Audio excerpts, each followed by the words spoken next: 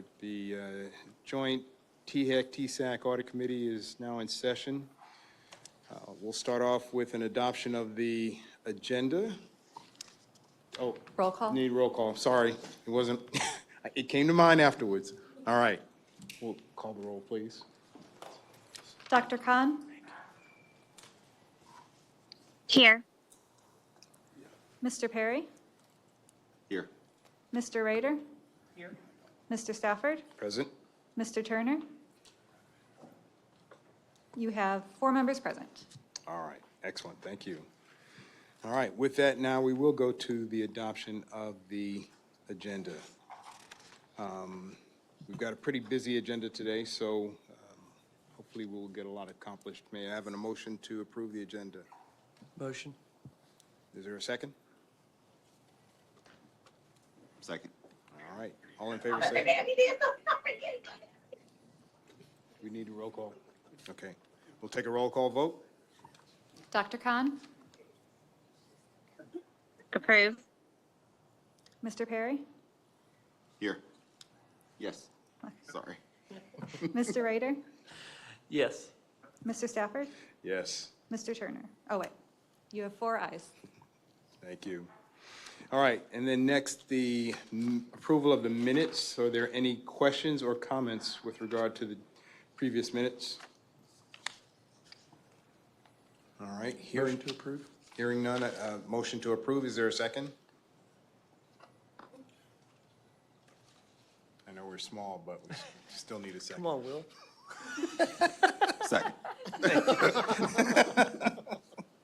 Thank you. Approved in second. Roll call vote. Dr. Khan? I need to abstain because I was not there. Understandable. Mr. Perry? I also wasn't there, but I'll say aye. Mr. Rader? Approve. Mr. Stafford? Aye. You have 3 ayes and 1 abstention. All right. Okay, thank you. The next item is the introduction of new audit committee members, and you can tell by the number of people who were not here at the last meeting that we have a significant change in personnel of the committee. And so I just want to welcome our newest members. First, Dr. Khan, we see you on the screen. Thank you for joining us. We appreciate it. Welcome to the committee. And then, Thank you. Thank you. And then Commissioner Perry is here with us, and so thank you for joining. And then, let's see, I think that's it, correct? Oh, well, John Rader, you were here last time. You were in the room. That's right. Okay. That's right. All right, thank you. You were in the room. Thank you, appreciate that. All right, any questions, comments? Yes, Dr. Gentile. Mr. Chairman, I just want to also mention that Greg Turner, who's not on right now, he's been a longstanding member of the Audit Committee. He represents F&A, Finance and Administration, via TSAC. And this is busy season as the governor's budget is to be released, and he's done some prep meetings for that, but he may join later today. Okay, very good, thank you. All right, with that, we've got on the agenda next the selection of the Audit Committee Chair. So you might ask, how did we do that? So can I look to our legal assistants to provide us clarity? Mr. Stafford, I believe the audit chair is nominated by Dr. Gentile and then confirmed by the committee. All right, so, Dr. Gentile. All right, I'm trying to look at this table, who I got here. No, given his longstanding relationship with the commission, and we have a number of new members here, my nomination is for Commissioner Stafford to be the chair. All right. Well, since I've been nominated, I guess I'll pass the gavel. So, John, would you mind taking over at this point? Absolutely. So I guess I'll call the roll for approval for the chair, Mr. Stafford. Will you ask for a motion in a second? I will ask for a motion first. Do I have a motion? I'll move. Great. And do we have a second? I can be second? Somebody? Okay, great. Yeah, I'm seconding it. All right. So we do a roll call vote? Okay, so I guess we'll start with Ms. Khan. Oh, I can call it. Yes. Okay, great. Yeah. Aye. I'll turn it over now. Dr. Khan, aye. Mr. Perry? Aye. Mr. Rader? Aye. Mr. Stafford? Aye. You have 4 ayes. All right. All right, well, thank you. I appreciate your vote of confidence. All right, let's continue with the agenda. So next on the agenda is the THEC TSAC Bureau Chief Program briefings, and that is being provided by whom? This is Doug Cullum. Can I add something? Yes, sir. Before our bureau briefings, I appreciate these men and women joining the audit committee. This is a superstar group. Commissioner Perry, Commissioner Rader, Dr. Khan, and Greg Turner, who should be getting here shortly, and of course, Commissioner Stafford, who is my mentor. Superstar group. Thank you for joining us. Mr. Chairman, the outline of this bureau, of this presentation, given that we have new members that are part of our audit committee and an opportunity to have all sorts of our operations looking under the hood to see how well we're running and effectively, I've asked each of my direct reports, senior staff, to come here and just give a brief overview of what they do and numbers associated with it, who's on their team. They've got 5 minutes each. Brett tends to be more of the talker than anyone else here, so I will, followed by Lou. So everyone else might be well under the 5 minutes, but that's the intention of this conversation here, is to give you the direction of who we are and also what numbers are associated with the activities that we have as well. Thank you. And Brett, as the young folks say, Stephen has just put you on blast. Well, the irony is I'm probably the most introverted of the bureau chief, but I have the bureau that I could probably talk about for an hour, so I won't. But at any rate, I guess I'm in charge of this. All right. So Floor is yours. the Access and Outreach Bureau is what I am honored to be associated with and support here. We have 3 main divisions in this bureau: the Adult Learner Initiatives, our College Access and Success Group, which is our K-12 college and career advising services, and then our financial aid outreach team, staff that are basically our financial aid experts, anything from FAFSA to Tennessee Promise. They work across the state. We'll go through those a little bit more here.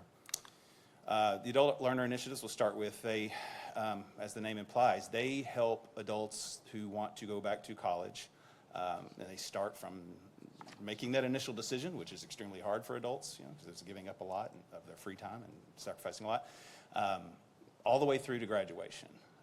And it's the first program of this nature statewide in the country, which is actually kind of, I don't know that there actually is another one in the state as robust as this one, even though we've been doing this work for several years. So I think maybe North Carolina's trying to copy us because of one of our former friends who might be over there now, but I won't say that out loud. The institution neutral part you see on the screen is a big part of it. We don't recruit for individual institutions or even a group of institutions like the publics. Whatever the plan is right for that adult. It could be a TCAT, it could be an apprenticeship, it could be a university degree or a master's degree. Some of the metrics you see on the screen are what we keep track of for KPIs. We also have several others. I'm going to give a little bit of a spoiler alert on one of the bullet points there. You'll hear tomorrow at the commission meeting from Dr. Celeste Carruthers, who did the first formal quasi-experimental evaluation of this program, much like the one you heard from Dr. Taylor Odell about the Advise Tennessee program last year. And the results are pretty impressive. I'm going to irritate some of our data team in the back when I say that you're 22% more likely to persist in college and complete a post-secondary credential if you work with a navigator than if you're an adult that does not work with a navigator. That's huge for Tennesseans. The other part of our adult learner team is the reentry navigators, which if you were, I think, Commissioner Stafford, you may be the only one that was here a year ago. When Jessica Gibson presented on that program, I have a lot of information about that program if there are new commission members would like to hear it, but it's part of the Governor's Correctional Education Initiative. We have 6 advisors that go to the 9 state prisons and work with a little over 2,000 students to try to help them in and through college. They're 48% less likely to recidivate if they go into higher education once they're out than if they don't. Stop me at any time if any of these numbers seem like I'm making them up. I promise I'm not. We will go through now to our college and career advising in high school. Some of the programs that you might have heard about. Advise Tennessee is ours. Gear Up Tennessee. The reason we do this work is, I think, was it 65 of the 95 counties in the state have a below average college going rate for their high school graduates. And so even with all the programs that we have out there, and we have a lot of partners in the space that provide this kind of work, we still have 139 out of 342 traditional public high schools that are below that average and don't have a dedicated college and career advisor in the school. The research shows that this kind of advising, this one-on-one advising works, but it's expensive, which is the reason we don't have it across the state yet. We have 2 programs that we have operated that it's not to, our purpose of our programs is not to fill this need permanently, it's to find out what works and help high schools and communities build the capacity where they ultimately could do the work themselves. That's a tough row to hoe, as they say. It's difficult to get there. We've had successes. We've had, across the state, some systems we leave there and it goes back to normal. But you can see some of the results for Advise Tennessee.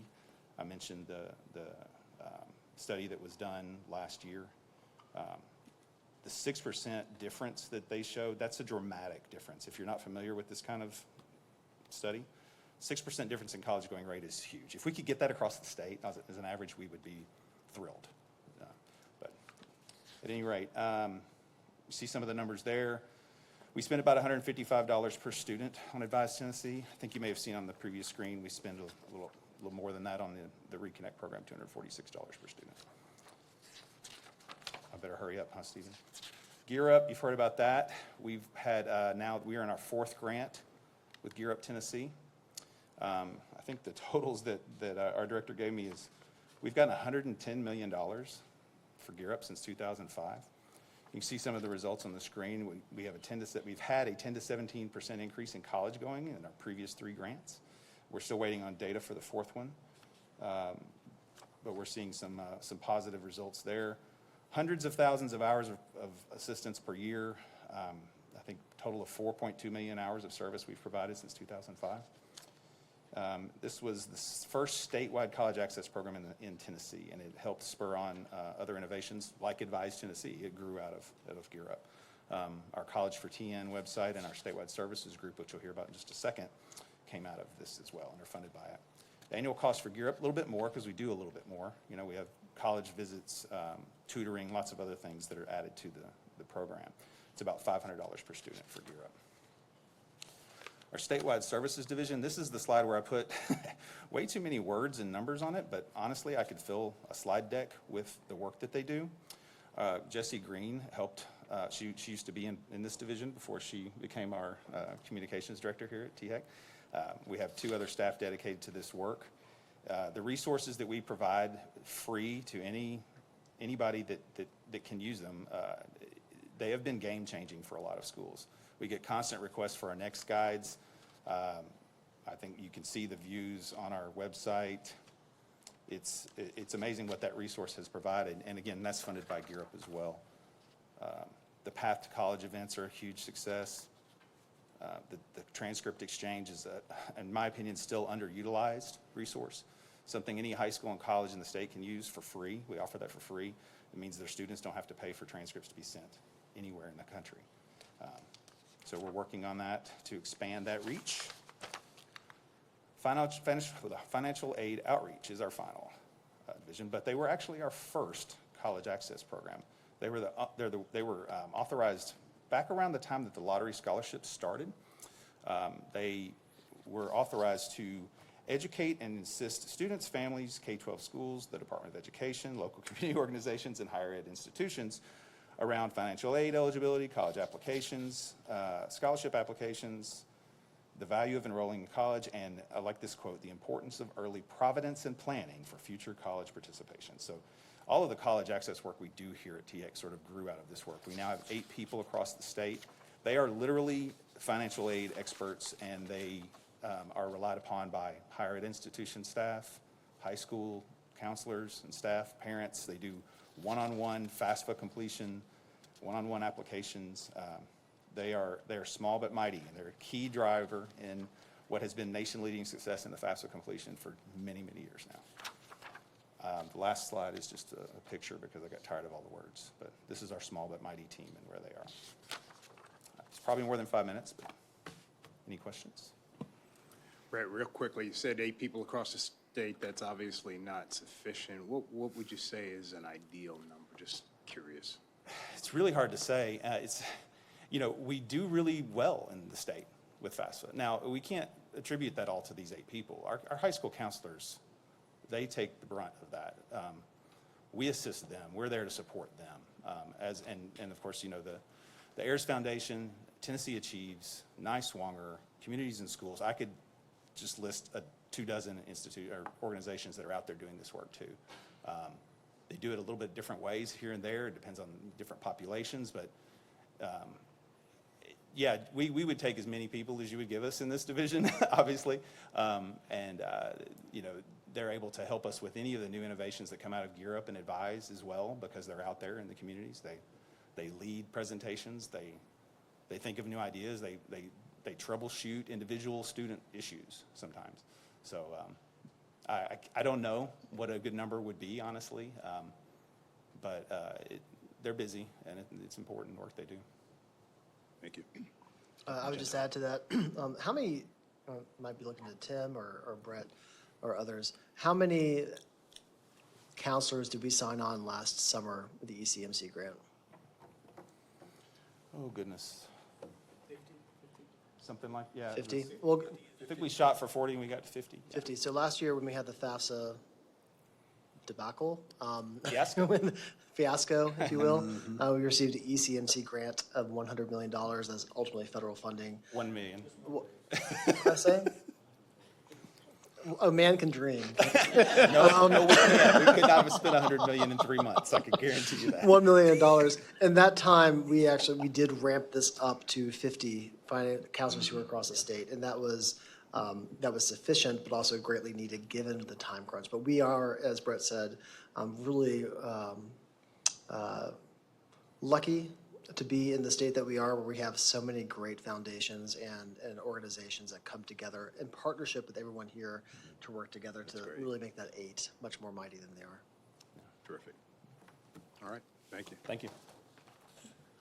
Next. Dr. Roberts. the I floor feel is like I yours. should move this down. Oh, nope. Anyway. My name is Julie Roberts. I'm the Chief Academic Officer here at THEC, and my bureau is called Academic Affairs and Workforce Alignment, which we refer to as AWA. We do have a battle cry, but I won't do that here today.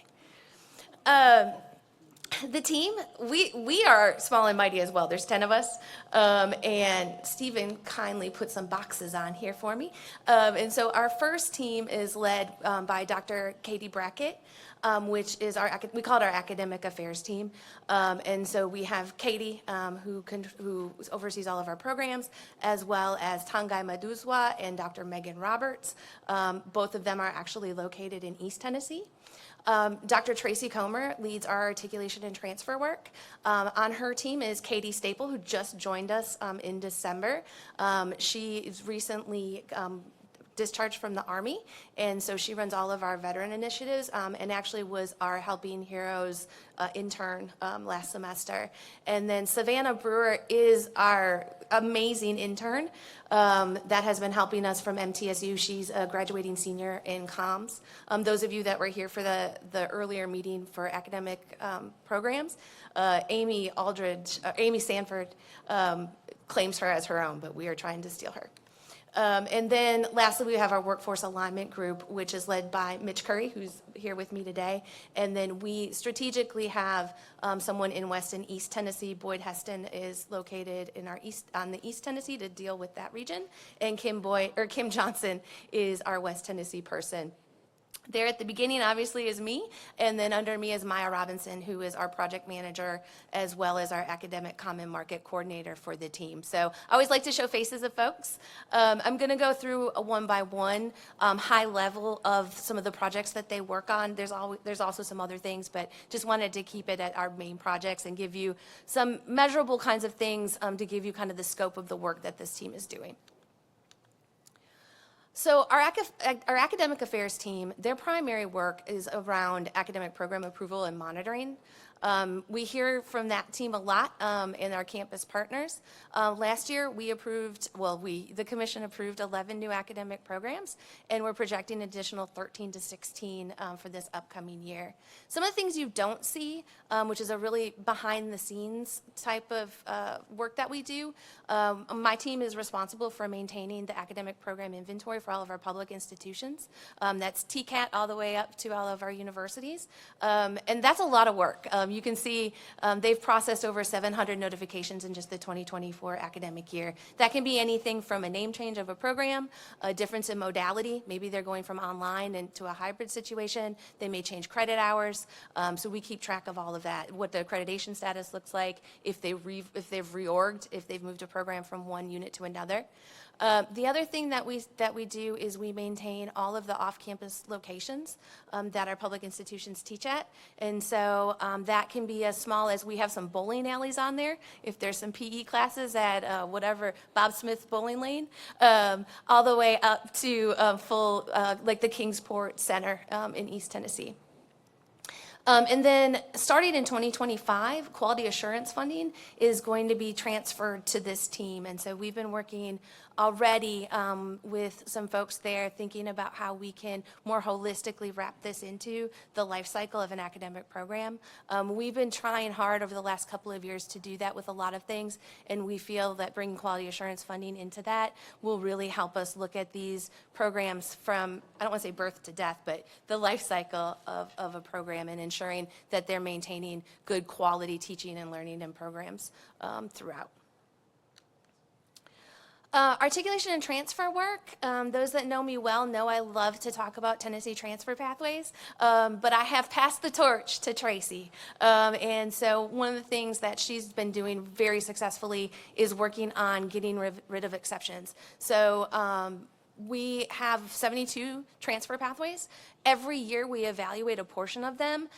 This year, starting next week, actually, we're going to start evaluating all of our health science TTP curriculum. What that means is we bring a whole bunch of faculty from across the state to look at the curriculum for the community college and say, hey, is this still are these the right courses to make sure our students are prepared to transfer into a four-year institution in the same discipline. Happy to report last year we got rid of all of the footnotes. There used to be, for those of you that don't know, a lot of exceptions on these pathways, like, oh, well, if you want to go to Memphis, you have to only take this math, or if you want to go to MTSU, you can only take this math. And so we really didn't feel that was in the spirit of the pathways, and so Tracy and some of our partners across the state have worked really hard to eliminate those. And so that second bullet point's a huge lift, and so many kudos to Tracy.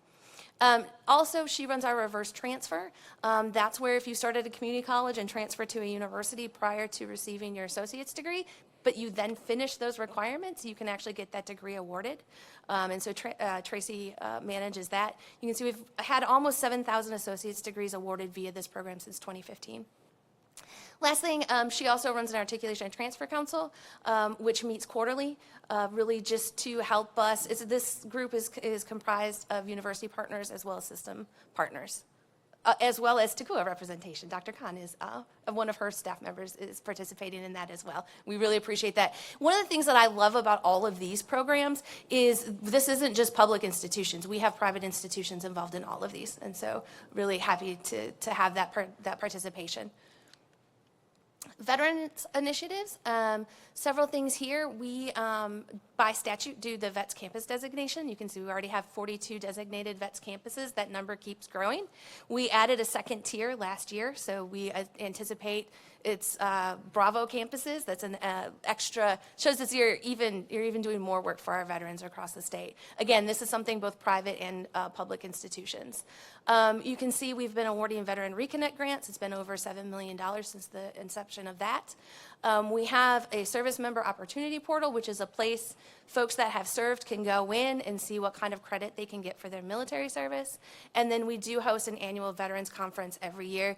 This year, we're excited to announce it's going to be May 13th and 14th at Lipscomb, which I think this is a spoiler alert, but we're also going to overlap one of those days with our commission meeting next week. Next week. Next meeting. Next week. We got a lot of work to do before then. Last but not least, well, I've got one more slide after this. Our Workforce and Economic Development Group, they're managing a lot of money in grants.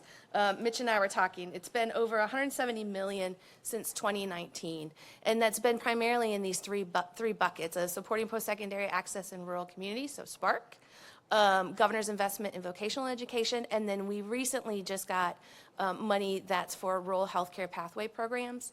And so that just closed out last week, and so we're getting teams together to review those here with, which we'll announce likely at our next commission meeting. Some other projects of note, we love to host some parties at AWA, and so we tend to do quite a large-scale state convening every fall. And so this last fall, we hosted a Gen Ed and transfer convening here. We had over 150 people from across the state come. Tracy's working on planning some regional convenings around transfer pathways starting next month. And so we like to do one convening where we bring everyone here, and then we go hit the road and do regional convenings west, middle, and east. We have a group that we convene around textbook affordability and open education resources, which are free digital resources. OE Week is March 3rd through the 7th, and so we'll be convening some folks and hosting some webinars. We have an accreditation network, which we also have something that week. Our academic common market, which allows students from other states to come here with in-state tuition for programs that they can't get at their home state. We've also do a lot around general education. And then last but not least, we do compile our annual Chairs of Excellence reporting. So I ran through a ton of things very, very quickly, but did want to pause if you had any questions.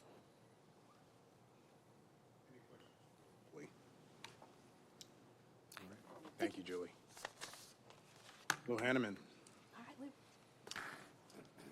5 minutes per division, right?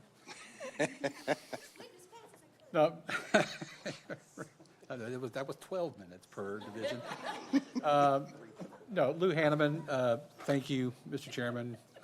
External relations, so basically anything that's outward-facing, telling THEC story to our stakeholders, constituent groups, institutions, the legislature, the administration, and commission members, as well as so many of our non-state but highly involved stakeholder groups like TACUA, like SCORE, like EdTrust, and others. Our bureau are the ones that more often than not are kind of engaging with them about the agency itself. To break that into some buckets, we have a director of communications under us. This is Jesse Green, who is right up here on the dais. We went without a director of communications for a long time, and in that absence, it really became a management issue over engaging with the press, aligning our story at THEC with that of the administration, with that of the various press offices over at the legislature, and really just building up a network of recipients for big news. And so just in the last year alone, Jesse has expanded that network contact list out to almost 400 members. We dealt with about 200 inquiries last year. Many of them were around this FAFSA issue that Stephen brought up. And so, tons of work there. That's the external part. Jesse is also involved in the intra-agency communications. Are our bureaus communicating with each other and have their, individual, unique missions aligned with the broader agency alignment? Brittany Mosby, who's not here right now, is our director of HBCU Success.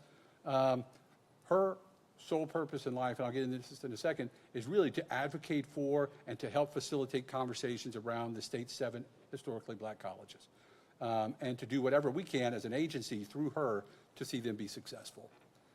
Chrisania Wiley, which, if you've been on this commission for more than 5 minutes, you've met her, and probably owe her huge favors. She is our director of office logistics and event logistics. She handles just about everything. Regarding travel, Julie mentioned we do a number of convenings every year. We do a lot of convenings.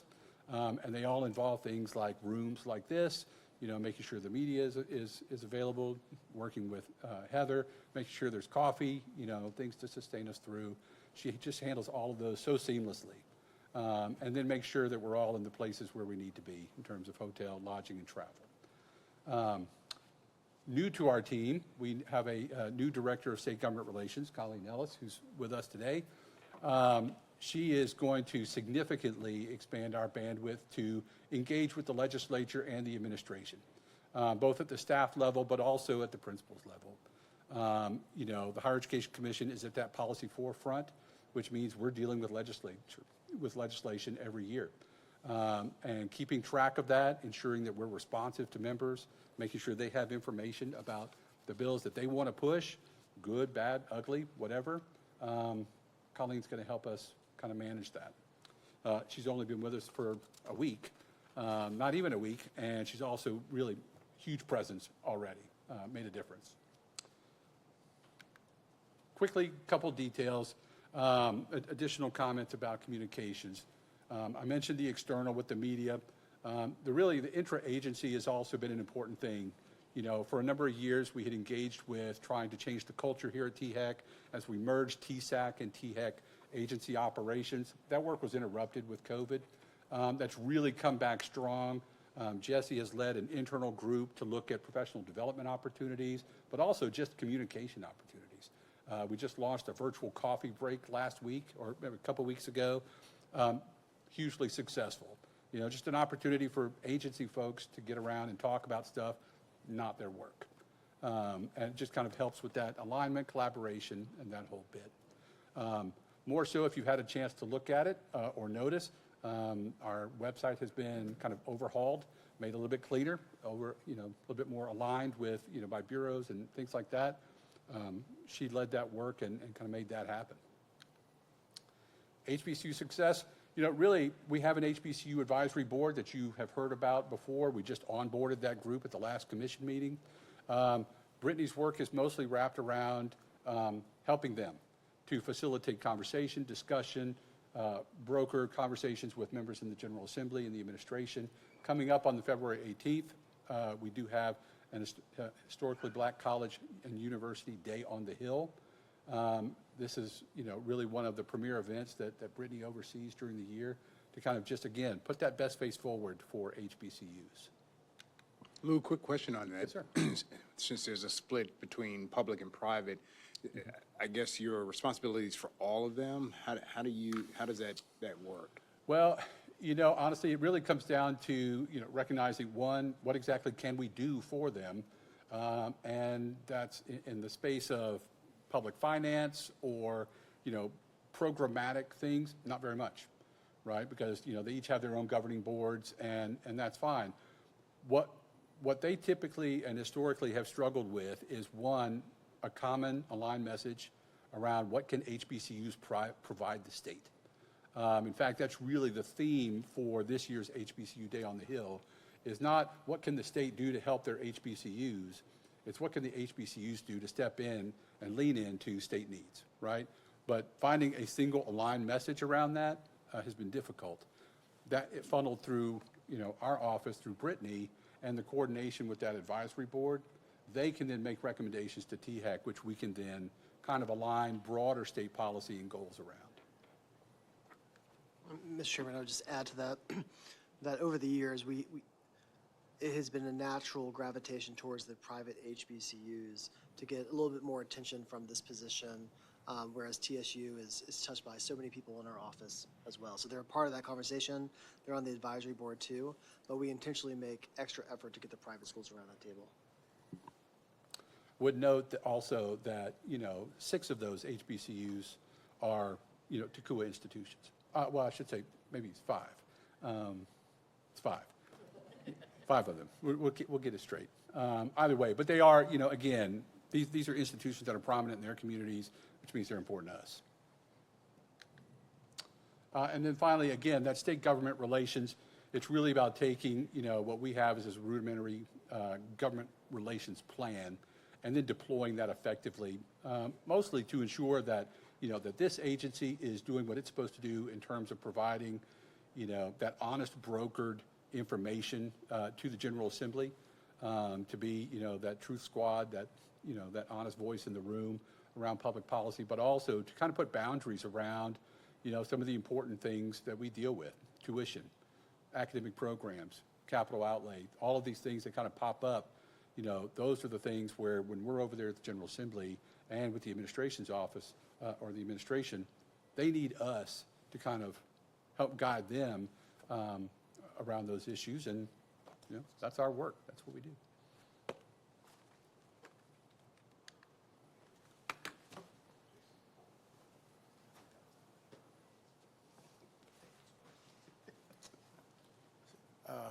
Jason Cavender, I'm the CFO here.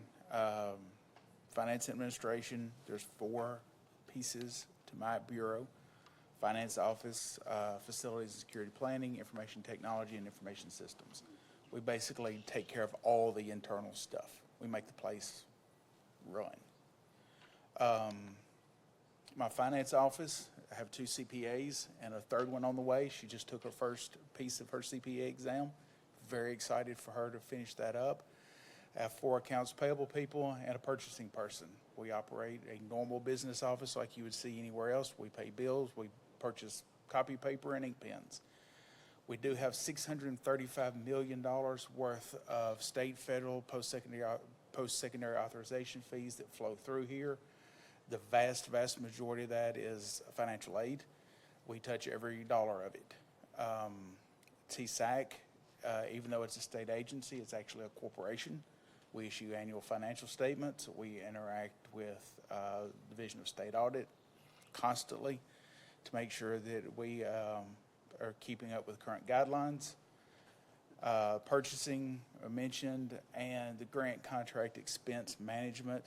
We started this a few years ago where one of my staff members actually meet with the contract managers on at least a quarterly basis to reconcile, see where they think, how much money they think they've spent versus what we've actually spent, where are they at in their contract process, are they on track, are they behind, are they ahead? If they are behind, what are you going to do to get caught up? Just making sure that everything runs the way that it should run, so I don't have a surprise on June 30th with a program person popping up saying, hey, I still have a lot of money to spend, because at that point it's way too late. The other thing that we do is for all of the annual reporting that the program people do, either back to the U.S. Department of Education or to a private funder that requires financial reporting. We review all of that, we approve that, we reconcile it all to ensure that what the program person thinks they've spent is what the accounting system reflects they actually have spent. Facilities and security planning, we actually have 3 licensed architects on staff. This is something new for us, relatively new. This started with the Focus Act in 2016 when TBR was split into the universities and the community colleges and the TCATs. There was an area there that THEC just sort of naturally filled. Historically, there would be 2 capital lists, one UT, one TBR, and we would just sort of merge those together. Now that there's 8, there had to be a new process, a new way to do all this, so we were able to staff up. And we have some very fine architects on staff. My lead architect has been working on campus facilities inside the state of Tennessee, specifically at MTSU, for 35 years or so. I have a second one who was a architect in the Marines who designed buildings to be blown up. I'll talk about him again here in a second, or buildings to be kept from blowing up. And then we have a third person who we just hired whenever Dr. Smith was here, who is a national expert in housing. She's built housing villages all over the country, public, private. Has been very helpful, especially with TSU. The facilities group, they review all the master plans for the universities. If a university wants to add a building to the campus, if they want to expand their campus, if they want to do something that has to be reflected in that master plan, which is approved by this commission. We maintain master construction documents for all of higher education. Again, back when there was UT and TBR, there was basically 2 sets of documents. It was our concern and the state's concern that 2 would turn into 8. We were actually able to get involved and take 2 to 1, so which has been very, very well received by the contractors and the architects around the state, because we made their lives much, much simpler than what it could have been. We also maintain an inventory system. We have a computerized database of every classroom enterprise-wide. We know exactly what it is, when it was built, and we're working on what kind of shape it's in. We do have that for the LGIs. We're working on getting that for TBR and UT as well. They have that data, but we're trying to get it integrated into our system so we can give you better data on how well the individual buildings around the campuses have been maintained, what the actual level of deferred maintenance is, what roofs need to be replaced, what windows need to be replaced. That is something the treasurer has been asking us for, and we're working on getting there. And we also provide a consolidated construction management system that is actually an accounting system for the institutions to use that keeps up with their individual projects, how they're building their buildings, what they paid, what they haven't paid. And one of the newest functions that we have is what my architects call a sandbox. They can go in and say, we're going to build a 60,000 square foot facility that has these various pieces in it. How much does it cost? What would a renovation be? And lets them play around with the numbers to get a better idea of what it would actually cost to do whatever it is they're wanting to do. Unfortunately, the world in which we live, we also got into security planning. This is where I mentioned one of my architects who is a Marine.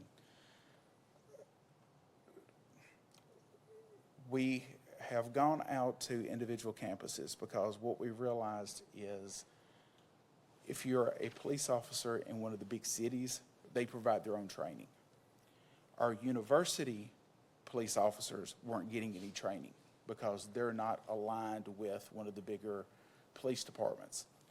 So we saw a need, we got involved. And over the last 7 years, we've trained 400 officers, not only just university officers, we've trained state troopers, we trained the governor's security detail on bleed control. It's actually trauma, military grade. If you get shot by a military-style weapon, they can help you. The other thing that we have done is we've gone out and trained over 200 individuals in active shooter trainings. This is how to work together. This is door breaching. This is using the big rods to kick in doors. This is what to do when there's an active shooter actually on your campus. What are you going to do? Paul, my lead architect, one of my lead architects, is a national leader in school security. Not only has he written the security standards for Tennessee higher ed, he's written the security standards for K through 12 in Tennessee, and FEMA actually involves him in, I wouldn't necessarily weekly, but at least a couple of times a month on what they actually see and what Homeland Security at national level sees as security threats. I got a text late one night after the incident happened in New Orleans. He was already being in stuff that he's not allowed to tell us, but he's already being informed, and then we're able to notify the presidents about things that they need to be concerned about. And that's the collaboration of the TEMA and Homeland. We have gone out to all the public universities, most of the private universities. We go out anywhere we are asked. We will walk the campus. We will look for security vulnerabilities. We will make recommendations on how they can make their campuses safer. Everything from moving air conditioners to the tops of roofs to cutting down trees. Anything that can help the students be safe, because as we all know, a student who isn't safe is probably not going to do very well or not stay. Information technology, 2 desktop support, and my IT manager sitting beside of me, Heather. We maintain over 500 devices. We serve all 175 staff members. There are over 1,100 requests. We have 188 THEC web pages, 186 intranet articles, which allow the staff to know how to do things. And we ensure that all software that we use is approved by F&A security standards, so we are in compliance with what they have required for us. Heather works on information technology plans and makes sure that whatever software that we're using meets the standards and it's on a constant replacement schedule, so we're staying current with whatever it is STS is requiring of us.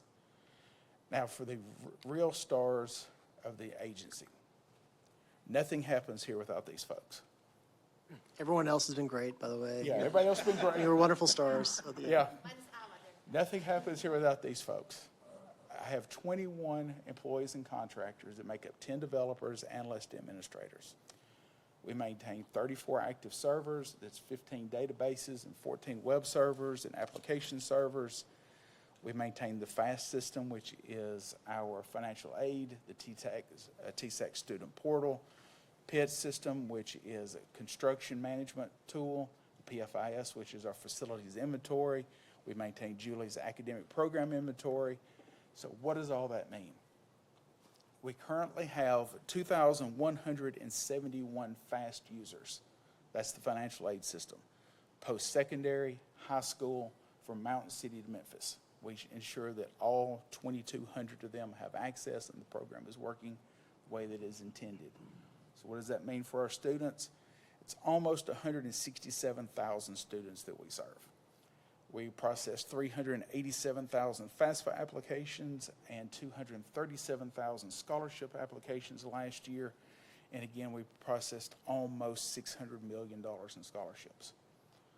So that's my bureau. Certainly. As Esquire Sloan walks up here, or Sloan Esquire, that last slide that Jason highlighted, that's where our biggest concerns are with regards to where things could go wrong. When there's a cybersecurity attack at one of our institutions, they'll tell us, we'll tell them our condolences as we shut down their fast access as well. So those cybersecurity threats can't get a hold of that data there. So that's where we've got to be ever vigilant for protection. All right, well, thank you. Thank you for the opportunity. I'm Scott Sloan. I'm COO and General Counsel of the agency. I'm going to be really brief because the day is getting away from us pretty quickly. So I'm proud to say I've got a team of 5 legal professionals that I think are some of the best in state government, and I don't have their pictures on a slide, but it's Rachel Hitt, Jocelyn Ricardo, Amber Walsh, Julie Woodruff, and Ryan Arrington. And if you have a good staff, they make not only the agency look good, but they make their boss look smarter, and I'm very, very grateful to have them on the team. I'm also proud to share with you that nearly everything that you've heard today has an intersection with our Bureau. Just wrote down some of the duties that we have. We write legislation. We analyze legislation that's filed by others so that we can have an understanding of what that legal impact or fiscal impact with Jason's division, what that can mean to the agency. We manage all of the procurement, and I'm going to circle back to that in just a minute. And these sound like small buckets, but I'm going to throw some figures at you that I think kind of help explain the impact. We manage your commission meetings and help prepare you with the materials that you need, and especially on the traveling road shows. When we're on the road, we're front and center on making sure that these meetings go smoothly. We serve as in-house counsel to the entire agency, and that requires a lot of legal advice. We maintain an open door policy for a couple of people that work here with questions nearly every day, and we're proud to provide that service. In addition, and this goes to Julie and Ryan's duties, we have got NC SARA, which goes to online education and the state's authorization. Big consortium. It's a big deal. It's a national deal. And Julie Woodruff, I don't think she's here with us today. She's not, but has become a real expert on federal rulemaking and has served as a resource to both TACUA schools and our public. So we're a player on a very large stage with her talent on this team. I mentioned procurement just a minute ago. Julie threw out a number, and I hadn't heard the number, but I agree with the number. Since 2019, the Give Rural Health Initiative, all of these grant programs to the tune of $170 million. Every dollar of that came through my bureau. Annually, we push a lot of paper. We process about $612 million a year in contracts, grant, procurement, and everything related to that. Really proud of that work. We've, knock on wood, we've never had an audit finding on one of our contracts. And that goes to the talent that we've got on our team, and really proud of that. That goes to RFPs, the workforce development programs, and as I mentioned a minute ago, the rural health care initiatives, not including that or some of the softer things like where we want to partner with a different organization, private, nonprofit, data sharing agreements, the MOUs, and all of the extra structure that's needed. We execute that in our division. And I am ignoring my slides. Those are those. So 2 key areas, and I like to use the term Kaizen, which is continuous improvement. It's a manufacturing principle. Quality and efficiency. And I think we do that pretty well, but we always aspire to do a little bit better. Those contracts have to be shaped to what it is those market needs are for the grantees that are executing with the money we're giving them. I think we do that pretty well, but we always strive to be a little bit better.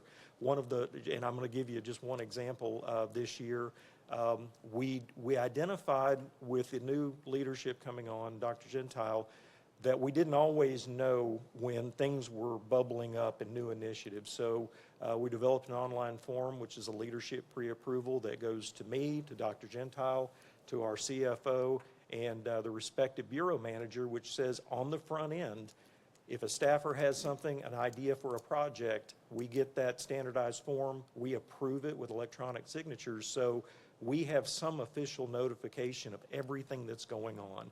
And that's one change we've made just in the last few months. I think it has been successful. It has raised awareness collectively of the leadership team, and I think that's a mission that we've accomplished. So with that, I'll close. Happy to entertain any questions. No questions, but I do appreciate your point. Your last point is the importance of documentation and making sure that you can evidence things that go on, and so it is critical. Yes, sir. Thank you. Thank you. And quite frankly, makes it easier because whenever anyone on staff comes and asks me if they could do something, I say to them, have you talked to Jason? Have you talked to Scott? And otherwise, I need their approval. So that tracking has been really good for us too.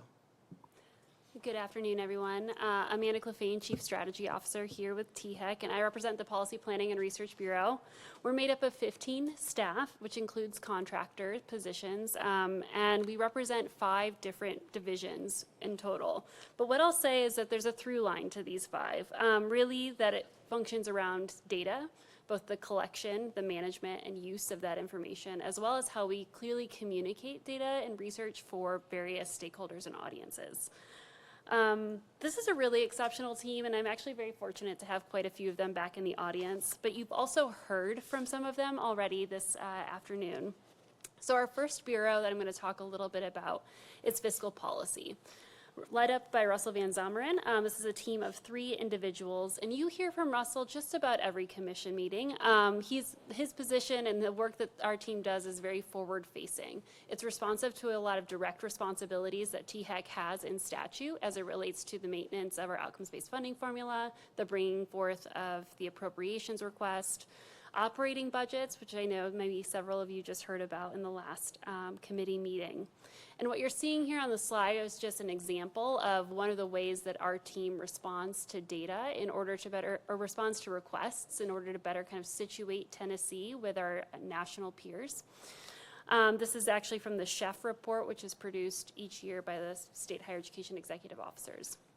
What you'll see on the slides, and I won't read through everything here, are really just some of the key things that our team is responsible for, highlighting that there's a lot of money that moves on an annual basis through the fiscal policy team. And so really that's kind of a high level of fiscal policy, but what I'm going to go ahead and do is move on to our data strategy work, which is really a new part of our kind of portfolio in some regard. What you have heard in the past, really recently, we appointed Dr. Jacob Kamer to lead up this work. I think this is directly responsive to something you were just saying, Chairman Stafford, around documentation. What Jacob's work is doing is really helping to build up a data governance program here at THEC. It's also really aiming for us to better document and share information around the many bits of data that we collect. As you can see on the slide, we collect over 1 billion data points at THEC TSAC. And what Jacob is really leading up is a cross-functional team of individuals, which includes our bureau chiefs, includes a data governance committee, which is representative of the whole, as well as data stewards, those individuals who are working with the data day in and day out. You heard from Julie around off-campus. You've heard from Brett and team around the college access metrics. Those individuals are coming together on a monthly basis to talk about the kind of key issues that we're facing with data in our organization and how to make sure that we're responsive to the needs. One thing I'll highlight with what Jacob is doing, in addition to standing up this program, is really helping to work through critical data issues. 2 of those that are on the docket as we speak are to address the out-of-state Pell data collection. As you know, in our funding formula, we recognize low-income students as a key population for furthering our overall higher education goals. But we, for a long time, were missing a pretty important viewpoint into what was happening to low-income students who are not Tennessee residents. That's one of the key issues we're working through right now. In addition, collecting course level data. We have a lot of responsibilities that center on how are students moving through the pipeline? How are students transferring credits? Are they losing credits along the way? And our ability to collect this information is really critical to answering some of those questions in the detail I think that is necessary. So those are 2 really things that he is really leading up in partnership with many of the folks behind me and across our organization. The 3rd division in my bureau is our research and strategy team. Earlier, Paige Elliott, who leads this team, presented on our county profiles. This team, like our fiscal policy team, has several responsibilities that are outlined in statute. Those include a series of reports that were produced annually. All of these get disseminated to you all as well as key members of the General Assembly. This can vary from our fact book, which really provides key information around our higher education institutions generally, to our evaluations of state scholarship programs. And what you're seeing here on the slide is a snapshot of a data dashboard developed by Joseph Barton, one of the members of the research team, that aligns with our Hope Scholarship report when we produce on an annual basis, looking at how those dollars are invested and what are the outcomes for those students. This team is one that I would say is also a connector and a support point across our organization. They work with folks in Brett's Bureau or in academic affairs to help answer questions about things like college going rates or adult learner enrollment or off-campus locations or academic program production. And so they really kind of serve in that somewhat consulting role across the agency. Strategic Data Management and Solutions. This is a new name, but really recognizing a team that I think serves as the foundation. I was speaking with Anamika Mazumdar, who's in the audience with us this afternoon. She leads up this team. It's a team of 5. But if you think about the information we collect at THEC is like a house, they're the foundation. They're the ones who really ensure that what we're collecting is quality information. They're interfacing with our campuses about, is this data consistent, accurate with what we are supposed to be receiving and expecting to? But then they also transform that into something that's analyzable by the rest of, most often PPR or the rest of our team, to really take insights from that information and produce those reports that we're not only asked to do, but also other evaluations of higher education. There are a few different data points on here, which I won't get into all of, but really serving a critical role there, not only, like I said, in making data accessible, but also in connecting disparate sources across our organization. Jason mentioned earlier the FAST data team. That's where all of our financial aid is administered, and what our team does is then take a lot of that information and transform that into something where we can actually report on what are the outcomes for our Tennessee Promise students, as an example. So thinking through the analytical and research uses of a lot of this information. And then lastly, and I hope I'm keeping myself relatively close on time, strategic engagement. This is led up by Dr. Victoria Harpwell. This is also a relatively new kind of portfolio for what we do. But I think Victoria's role really sits in this place of connecting a lot of information and data to various audiences.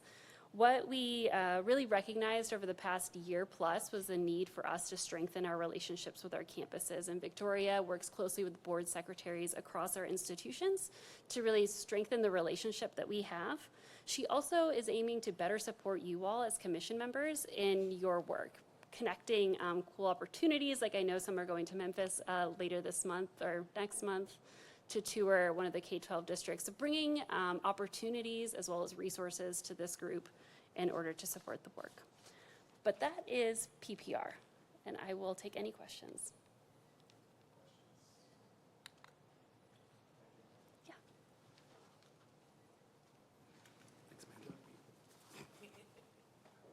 You to close us out. Yep. Thank you, Mr. Chairman. I'm not Peter Abernathy. I was told that I was too short and I have too much hair. And both of those are true. But Pete had dental surgery yesterday, so I'm filling in for him today. He's not feeling well. His wallet is feeling even worse. So he is taking the day to recover. But I am Tim Phelps, Senior Director for the Grants and Scholarships Division, and I will be very brief.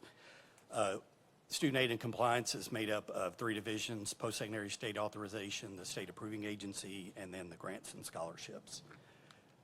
The post-secondary state authorization provides authorizations primarily for the for-profit proprietary schools, and also provides regulatory oversight to ensure student consumer protections are maintained by the institutions. They've approved 266 institutions, which make up about 61,000 students. The state approving agency it provides oversight to ensure our schools are in compliance with VA requirements for the opportunity to offer educational benefits for veterans and their dependents.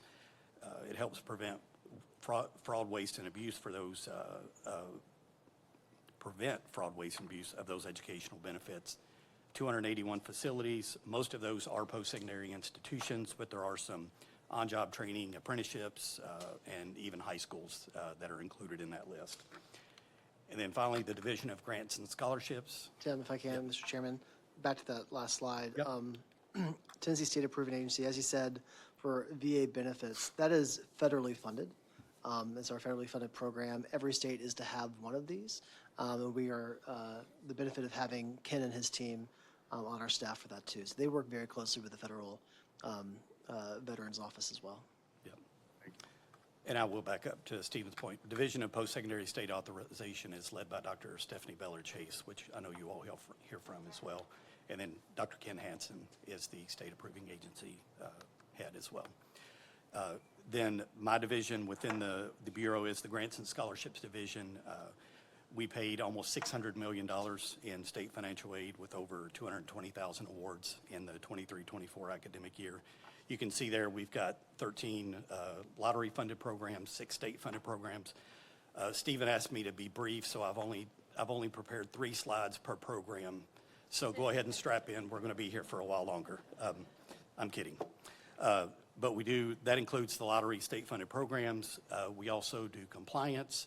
So we conduct reviews at all the institutions to make sure they're following state statute and regulations.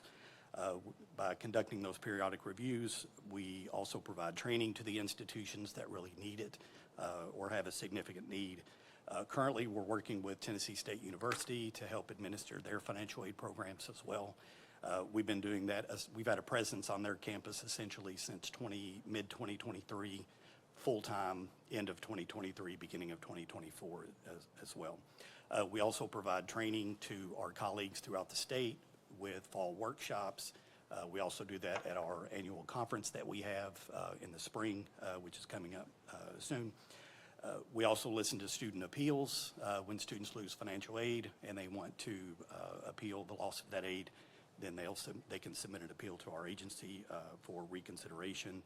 And then finally, we manage a call center, take calls from the public to answer questions, students and parents about financial aid, and chats as well. We do a chat function as well. Last but not least, but just a flow chart here to show you the flow of the lottery funding and where that money goes. I think the best slide or piece of that you can see is that the Promise Scholarship Endowment is up to about 1.1 billion, which the Treasurer Lillard has said that is essentially self-sufficient at this point. There'll still be some funding that will flow to that, I think a $10 million per year, but we're at a good point with the Tennessee Promise Scholarship. And happy to answer any questions. Just one quick one. Who hears the student appeals? Do you have like hearing officers or? Good question. We have a committee that is made up of 3 people, and there is support that we provide to them, but they will hear the appeal from the student. The student has an opportunity, if they're at the same institution which they lost their award, then they can appeal to the institution. If the institution denies it, then they have 45 days to appeal to TSAC. Okay. And then we hear that appeal and make a determination of, or a denial or an approval. Thank you. All right, thank you all.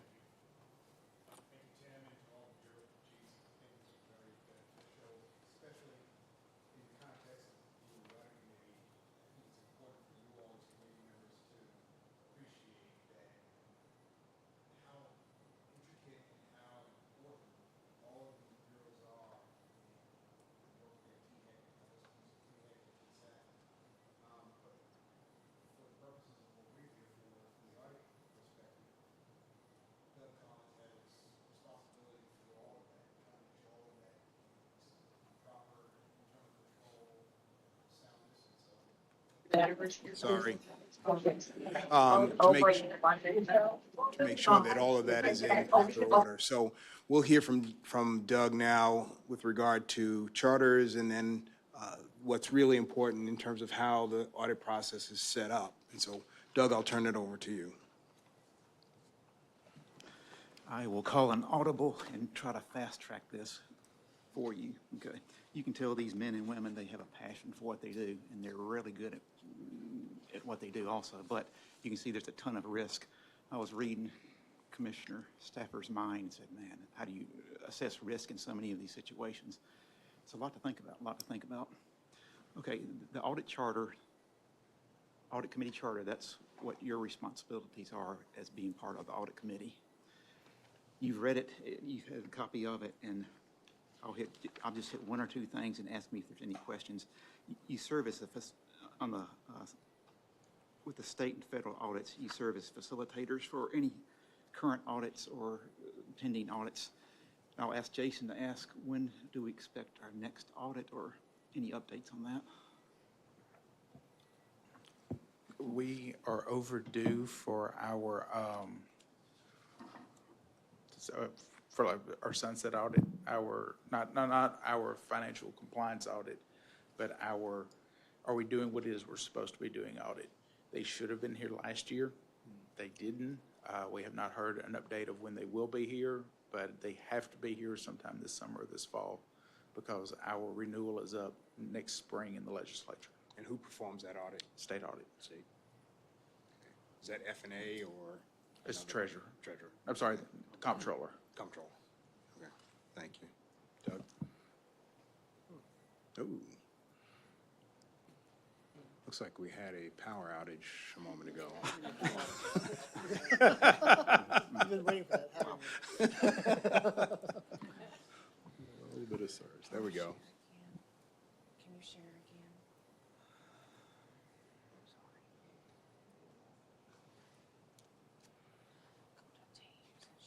While they're doing that, I'll just encourage the committee that if you haven't had a chance to read the charter, it is important that you at least have some familiarity with what our responsibilities are so that we can make sure that we're discharging those responsibilities well.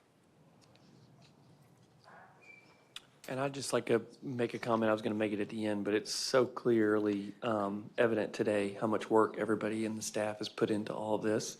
And I thought all of the presentations, and including the operating budget presentation, was excellent today. So I appreciate all the work that went into the past 2 committees. So thank you, guys. Yeah, I agree. Thank you.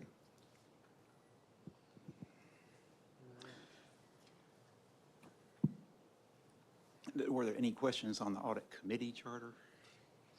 Any questions on the charter itself? Okay. There's also the audit, internal audit charter, which are my duties on there. The main item with the audit committee charter, the internal audit charter is compliance to the global standards.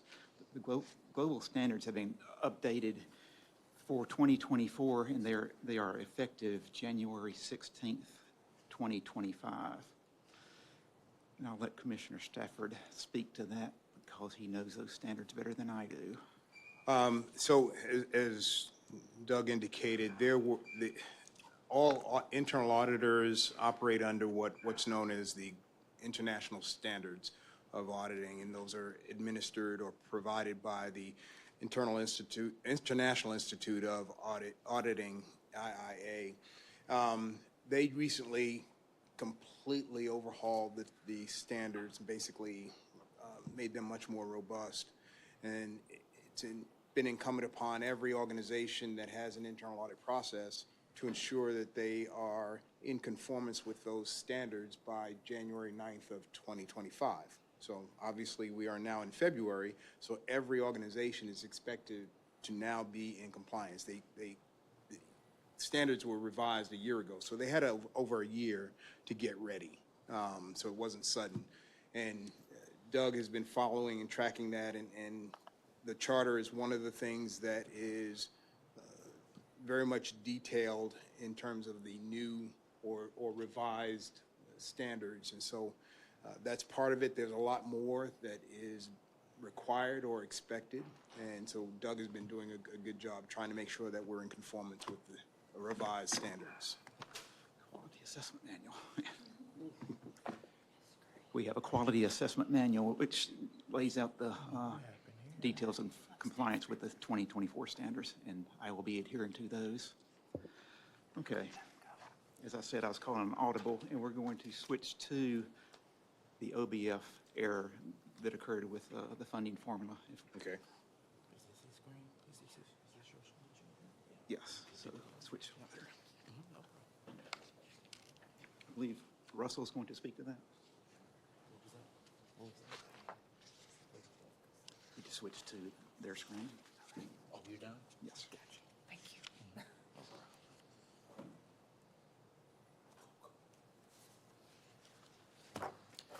Good afternoon, Chairman Stafford, members of the committee. I might have to move this guy back up again.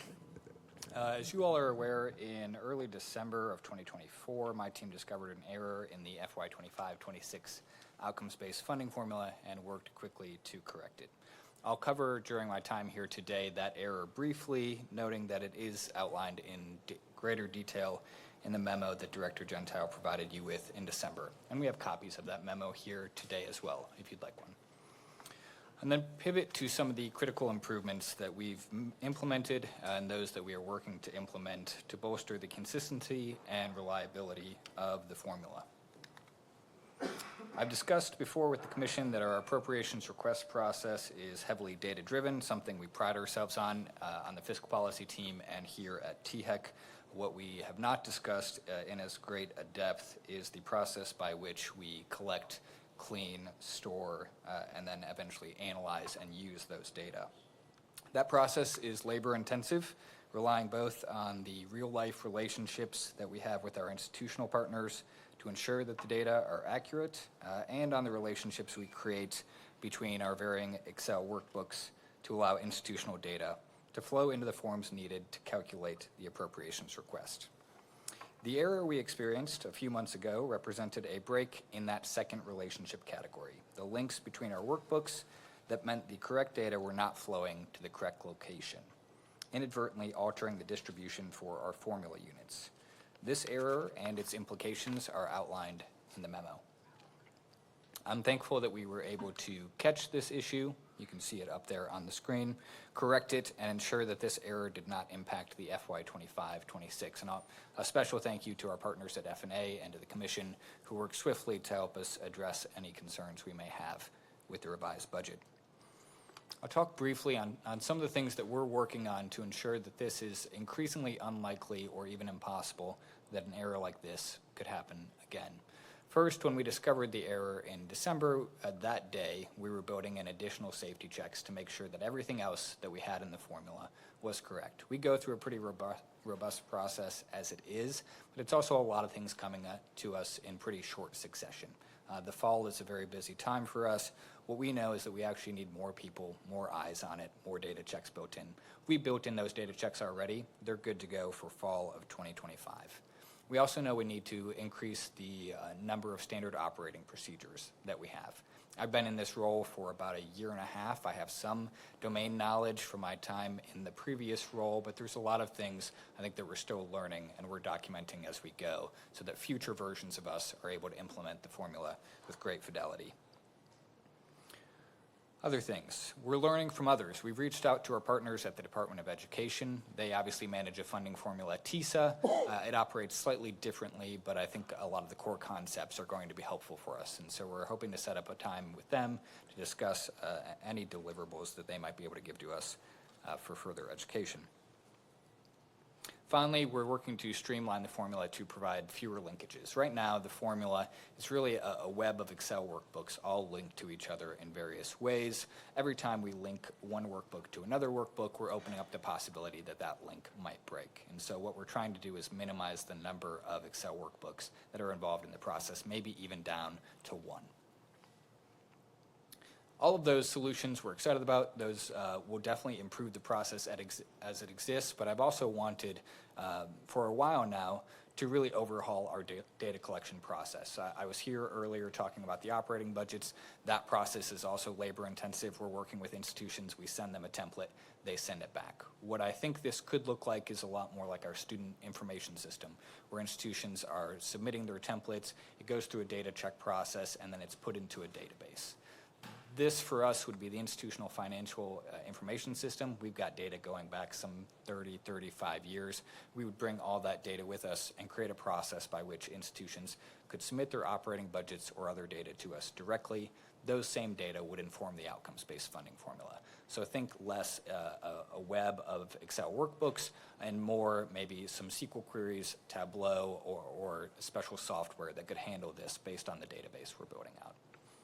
Lastly, that process would also allow us to do data validation far more systematically and automatically. So if an institution is submitting data through this portal that we would work to create, and that data don't quite look right, they trigger some threshold that we build into the system, the institution would know that the day that they submit the data, and we could work with them to correct it if it needs correcting. With that, I'll pause and allow questions. Any questions? Commissioner Perry. Thanks. I'm going to get out over my skis when I ask this question, but it's, I too have some concern about the whole construct being a series of linked Excel spreadsheets. Yeah. Is maybe like blockchain tech an alternative way of setting that up? Just from the transparency of the tech. This is I have a very rudimentary and superficial understanding of blockchain tech, but my understanding is that it's pretty transparent and it's easy to fix things, and whoever fixes one thing is visible to everyone else who's worked on the thing. Is there some construct like that if perhaps that specific tech is not applicable to this situation? We are both now out over if someone in the room or at THEC has thoughts, but we can certainly look into it as an option. Yes, sir. Also way out of my skis here too, but that's essentially the core of the issue here. When we reached out to the Department of Education back in December, and we're still going to have a conversation with them more, but they're still working in spreadsheets. My understanding is with TSA with another parallel process that checks it as well. The thing is, Excel is a great tool, and it makes a lot of our work easy. However, it's not trackable, and I've been kind of left at wondering where we go next with this and working with our teams, but that's essentially where we want to get to. Having something like that we can verify along the way who made what change and when and where on the blockchain technology is that. I don't know what it would take to incorporate that in here because, again, I'm completely ignorant on that, but thank you for raising that point. And that conversation really is at the core of the whole purpose for auditing. And so Russell used the term safety checks, and in audit we use the term internal controls. for every process, there have to be appropriate controls to make sure that risk is mitigated and controlled. And when there is a high manual touch to a process, there's the greater likelihood of error. And when that happens, then there are a series of corrections that need to be made. But even when it's automated, there are still controls that have to be in place. So just automation by itself does not necessarily mean that it's risk-free. Either way, we still would be better having a much more automated process than a manual process. Manual processes definitely invite much more opportunity for error. And so I'm glad to hear what you all are doing and how you're going about the process. And it sounds like there are some opportunities to maybe look at ways to perhaps further automate it, or at least reduce the number of touches and the potential risks. Yes, sir, that's right, and we're doing that now. Thank you. Any other questions? Doug, back to you.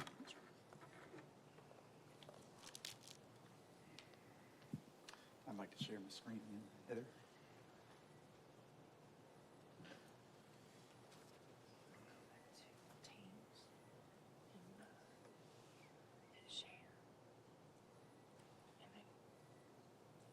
Go back to the screen you want to share. Okay.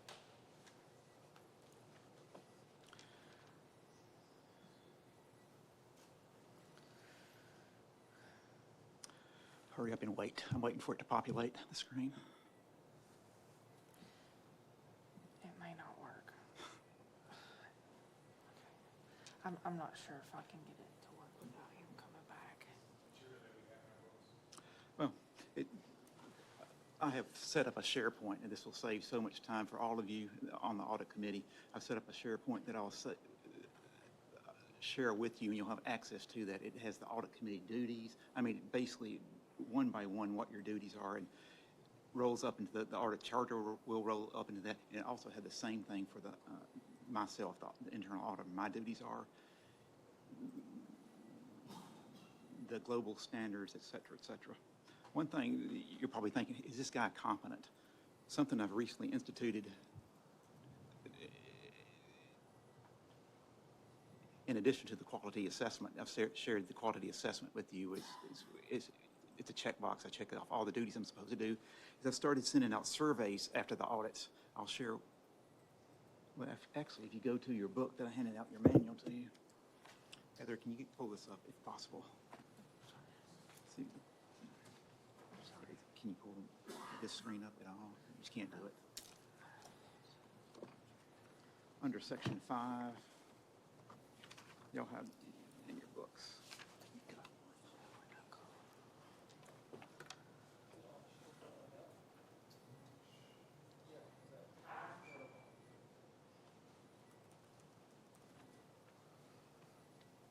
Give me just a minute.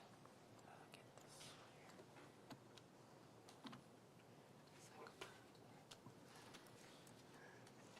Dr. Gentile, we might need to get our auditor some new equipment too.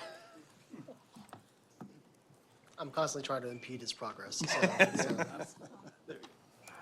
I'm standing between you and the door. There you go. Roll. Okay. Finally.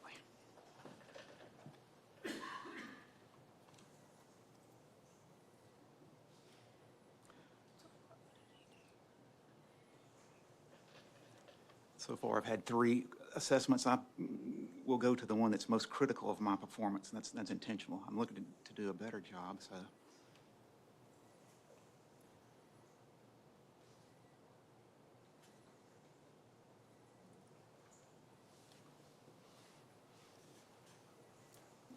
Garbage.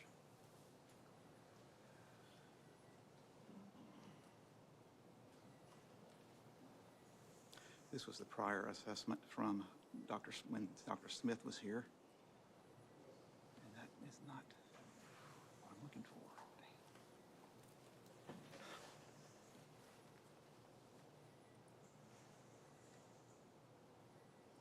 Let's go back here.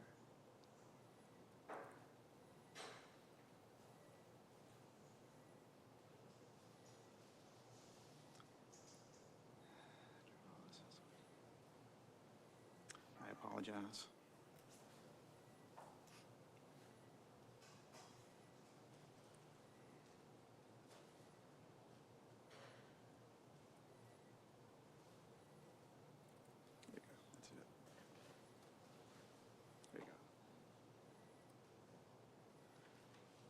Okay, was the audit conducted in a professional manner? I'll go down to the last two.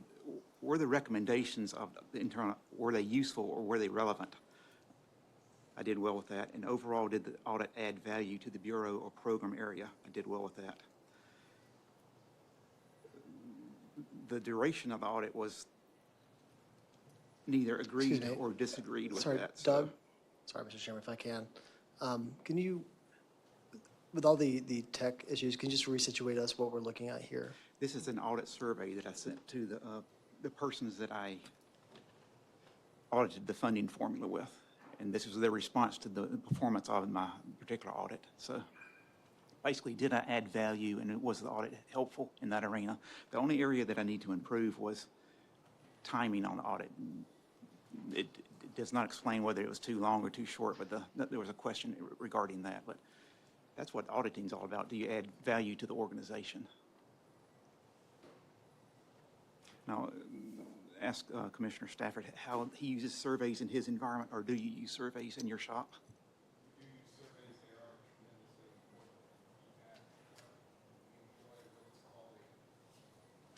We employ what's called a continuous improvement process, so that we're always looking to improve the audit process year-round. And the surveys help inform that as well as other tools. When they strongly agree with everything, that doesn't add value. I mean, you hope you get that grading, but you're looking for ways to improve your performance. So.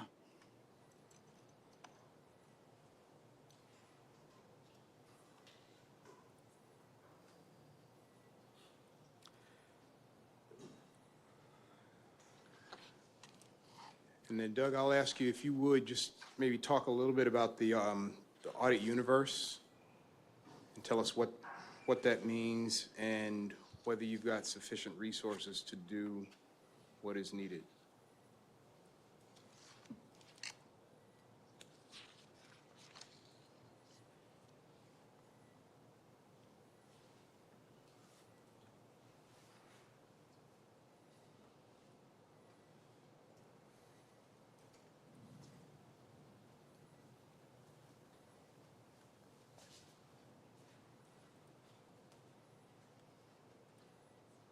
I'm trying to pull up the screen with the audit universe. Just 1 second.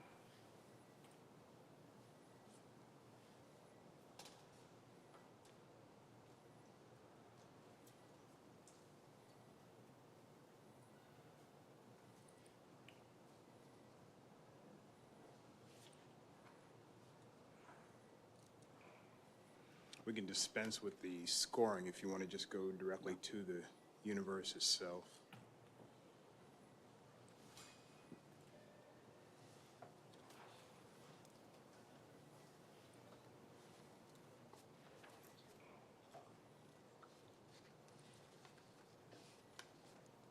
Okay. This is the audit universe.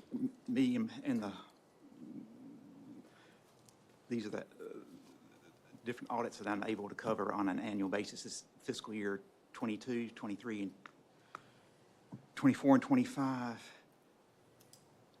It's approximately 38% coverage of all the different programs we have. We had the team members up here, the different bureaus up here speaking. And in an average 3-4 year cycle, I'm able to audit approximately 38% of the programs. That's 38% each year? In total. In total.